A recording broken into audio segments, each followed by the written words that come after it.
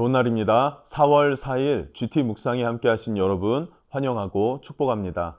오늘은 고린도전서 15장 50절에서 마지막 58절 말씀으로 하나님 나라를 받는 삶이란 제목으로 하나님 말씀 나누겠습니다. 본문 말씀 함께 읽어봅니다. 형제들아, 내가 이것을 말하노니 혈과 육은 하나님 나라를 이어받을 수 없고 또한 썩는 것은 썩지 아니하는 것을 유업으로 받지 못하느니라. 보라, 내가 너희에게 비밀을 말하노니 우리가 다 잠잘 것이 아니요 마지막 나팔에 순식간에 홀연히 다 변화되니 나팔 소리가 나매 죽은 자들이 썩지 아니할 것으로 다시 살아나고 우리도 변화되리라. 이 썩을 것이 반드시 썩지 아니할 것을 입겠고 이 죽을 것이 죽지 아니함을 입으리로다. 이 썩을 것이 썩지 아니함을 입고 이 죽을 것이 죽지 아니함을 입을 때에는 사망을 삼키고 이기리라고 기록된 말씀이 이루어지리라. 사망아, 너의 승리가 어디 있느냐? 사망아, 내가 쏘는 것이 어디 있느냐? 사망이 쏘는 것은 죄요 죄의 권능은 율법이라. 우리 주 예수 그리스도로 말미암아 우리에게 승리를 주시는 하나님께 감사하노니 그러므로 내 사랑하는 형제들아, 견실하며 흔들리지 말고 항상 주의 일에 더욱 힘쓰는 자들이 되라. 이는 너희 수고가 주 안에서 헛되지 않은 줄 알미라. 오늘 50절에서는 하나님의 나라는 육의 나라가 아니다라는 것을 말해주고 있습니다. 50절입니다. 형제들아, 내가 이것을 말하노니 혈과 육은 하나님 나라를 이어받을 수 없고 또한 썩는 것은 썩지 아니할 것을 유업으로 받지 못하느니라. 아멘. 썩어지고 약하고 흠 많은 육체를 심고 그리고 부활의 날에 영의 것을 거두는 날, 그날에 우리는 썩지 않고 강하고 영광스러운 예수님의 형상과 동일한 육체를 얻게 된다. 그렇게 부활할 것이다 라고 말하고 있습니다. 그럼 왜 우리가 그렇게 부활하는가? 왜 예수님의 형상으로 부활하게 하시는가? 라고 하는 것은 육신으로는 하나님의 나라를 유업으로 받을 수 없기 때문에 그렇습니다. 또 하나님의 나라는 영원한 나라로 영의 사람들의 것이기 때문에 그래서 우리는 영의 몸을 새롭게 입게 됩니다. 육신의 몸은 어떻습니까? 아담을 따라 범죄한 몸이에요. 그래서 우리는 죄를 짓기 싫지만 죄를 짓게 되어져 있습니다. 미워하는 마음, 시기하는 마음, 질투하는 마음, 이런 많은 마음들이 우리 안에서 죄를 범하게 하더라. 그래서 이 죄를 범하게 하는 육체로는 하나님 나라에 갈 수가 없다. 그래서 하나님 나라에서 하나님 나라의 자녀로서의 걸맞는 몸을 주신다. 그것이 바로 부활의 몸이다 라는 것을 나누었습니다. 자, 51절부터 53절까지는요. 썩지 아니할 것으로 다시 살아날 것이다. 이렇게 이야기를 합니다. 그럼 언제 이렇게 부활하나? 어떻게 부활하나에 대해서 또 사도 바울은 설명하고 있습니다. 먼저 51절, 52절입니다. 51절 중반부터 봅니다. 마지막 나팔 순간에 홀연히 다 변화되리니 52절 나팔 소리가 나매 죽은 자들이 썩지 아니할 것으로 다시 살아나고 우리도 변화되리라. 아멘. 마지막 나팔에래요. 마지막 나팔에 나팔절에 예수님이 오실 때 어떻게 해요? 천사장에 나팔 소리가 울리고 주님께서 강림하신다 라고 말하잖아요. 다시 오신다. 주님이 다시 오실 그때에 주님이 다시 내려오시면서 우리는 홀연히 변화될 것이다. 그리고 죽은 자들은 다시 살아날 것이다. 이렇게 얘기해요. 자, 재림의 나팔 소리와 강림하실 예수 그리스도. 이때 죽었던 사람들은 무덤에서 일어나 살아나게 될 것이다. 이때 살아날 땐 어떤 몸을 입습니까? 죄를 지은 육신의 몸이 아니라 영의 몸을 입게 될 것이다 라고 말하고 있고요. 그리고 살아있던 사람들은 어떻게 해요? 홀연히 다 변화되리니 라고 51절에 말하고 있죠. 홀연히 다 변화되리니. 자, 그래서 바울은 부활은 반드시 일어난다. 그리고 그때 부활의 몸은 이런 지금의 몸이 아니라 영의 몸, 새로운 몸을 입게 될 것인데 그 새로운 몸은 썩지 않을 그리고 강하고 그리고 영광스럽고 아름다운 예수 그리스도의 형상을 닮은 몸이다 라는 것을 이야기를 합니다.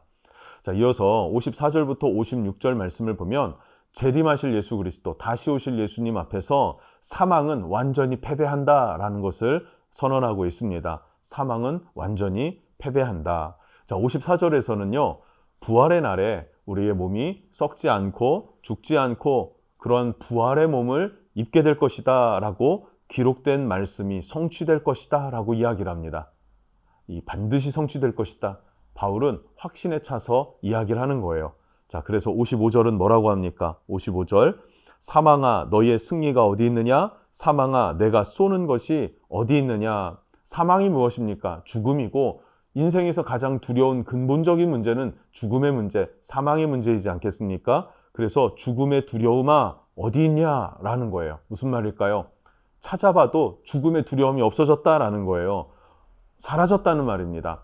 부활한 그때에 사망이 어디 갑니까? 온데간데 없어졌더라. 온데간데 없어졌더라. 이 말 자체는 사망의 주인이고 사망의 왕노릇하던 원수 마귀 사탄이 다 예수 그리스도 안에서 패배했다라는 것이죠. 자, 56절입니다. 사망이 쏘는 것은 죄요, 죄의 권능은 율법이라. 이렇게 얘기를 해요. 조금 어려운 표현 같지만 사망은 죄의 결과물이죠. 그렇지 않습니까? 사망은 죄의 결과물로 율법이 죄와 사망을 드러냅니다. 우리는 그냥 죄인이었을 때는 내가 죄인인 줄을 몰랐어요. 그러나 말씀 앞에 설 때에 내가 죄인이구나. 내가 하나님 앞에 범죄한 자이구나. 내가 불법을 행했구나 라는 것을 알고 있고 그 불법을 행하려는 그 죄의 욕구가 내 안에 있음을 발견하게 됐죠. 그것이 바로 나를 사망으로 이끌어 갔는데 그 사망으로 이끌어간 그 죄와 그 죄의 결과인 사망이 사라졌으니 그것이 뭐라고요? 율법이 드러낸 죄와 사망, 그리고 그것이 심판을 받았다라는 말입니다. 다시 한번 정리하면 이 원수 마귀는요, 우리를 속여서 우리가 죄인인 줄도 모르게 했어요. 그러나 하나님이 율법을 주신 이유는 무엇입니까? 죄인임을 깨달아서 사망의 일이 있다. 원수 마귀, 사탄의 일들이 있다. 우리는 여기에 속했다라고 하는 우리의 지금 상황을 인식하게 만들었고, 그래서 우리에게 누가 필요했습니까? 메시아 예수 그리스도가 필요했는데 예수님이 십자가의 죽으심과 부활하심으로 우리에 대한 생명을 완성하셨죠. 죄 씻음을 완성하셨죠. 그 예수님이 오시는 날에 사망을 심판하세요. 그런데 사망을 심판하시고 죄를 심판하시니 우리는 죄인입니까? 아닙니까? 믿는 우리는 죄인이 아니죠. 예수님이 그 죄값을 치러주셨기 때문에. 그래서 우리는 구원과 생명과 영원함 가운데 서게 된다라는 것을 이야기를 하는 것입니다. 자, 그래서 57절에는요. 주님이 율법을 드러낸 죄와 사망을 짊어져서 해결하셨기 때문에 우리에게는 부활과 영광의 승리를 주신다라는 것이죠. 이 완전한 승리는 예수님의 재림의 날에 부활과 함께 이루어진다라는 것을 설명하고 있습니다. 자, 그래서 마지막 58절에 사도 바울이 권면하고 있습니다. 지금 권면을 받는 이 고린도 성도들은 부활에 대해서 의심을 했고 그리고 이교도들의 또 철학자들의 그런 말들에 흔들렸던 사람들이었어요. 그들에게 부활은 확실하다, 분명하다, 그리고 부활은 역사적으로 증거들이 있다, 그리고 말씀에도 이미 예언되었고 그것이 성취된 것이다 등등 많은 것들을 이야기를 했어요. 자기의 간증도 이야기를 했죠. 그러면서 마지막 58절에 이제 권면합니다. 그러므로 내 사랑하는 형제들아 견실하며 흔들리지 말고 항상 주의 일에 힘쓰는 자들이 되라. 이는 너희 수고가 주 안에서 헛되지 않은 줄 알미라.